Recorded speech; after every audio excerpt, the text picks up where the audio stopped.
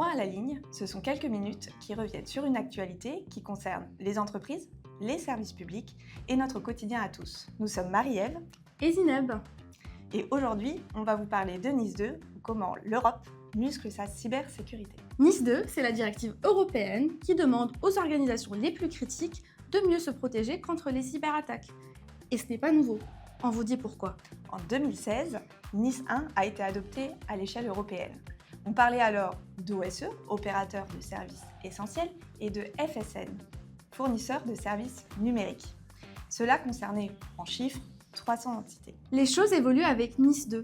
On ne parle plus de 300 entités, mais de 15 000 entités essentielles ou entités importantes.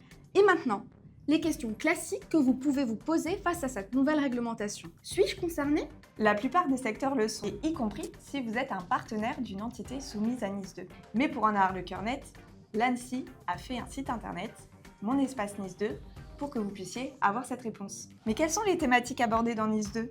Ce sont les thématiques classiques de la cybersécurité. On parle de la gouvernance, de la protection, de la défense et de la résilience. Cela se décline en 20 objectifs. Pour faire simple, il s'agit de répondre aux questions suivantes. Comment j'organise ma cybersécurité autour d'un cadre de gouvernance et qui s'articule autour de la gestion des risques, la sécurisation des tiers, la formation et la sensibilisation, et l'ensemble des processus qui régissent le cadre d'une cybersécurité. Comment je protège mes infrastructures les plus critiques? Quels sont aussi mes outils que je déploie pour augmenter ma capacité de détection et de protection? Et enfin, comment j'organise la résilience de mes activités les plus critiques? Mais vous allez nous dire, de toute façon, mon SI est externalisé. Hop hop hop, et non. Désormais, on responsabilise davantage les entreprises par rapport au SI externalisé. Les entités sont tenues de vérifier la conformité de leurs prestataires à NIS2. Il s'agit de faire des audits réguliers par rapport au contrat, mais aussi par rapport à ce qui est mis en œuvre. Et maintenant, par où commencer ?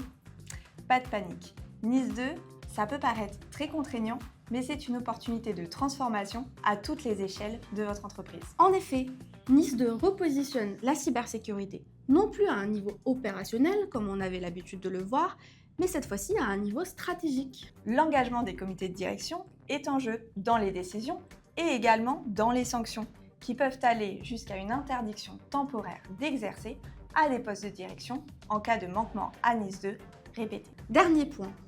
L'entrée en vigueur de NIS2 en France est imminente. Prochaine étape, l'examen du projet de loi par l'Assemblée nationale.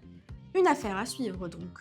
Voilà, vous avez les clés pour comprendre NIS2 et vous y préparer dès maintenant. Ici à Bearing Point, nous suivons le sujet NIS2 de très près avec des associations comme le CLUSIF. Nous travaillons d'ores et déjà avec des organisations à la fois publiques et privées pour se préparer au mieux à la mise en conformité NIS2.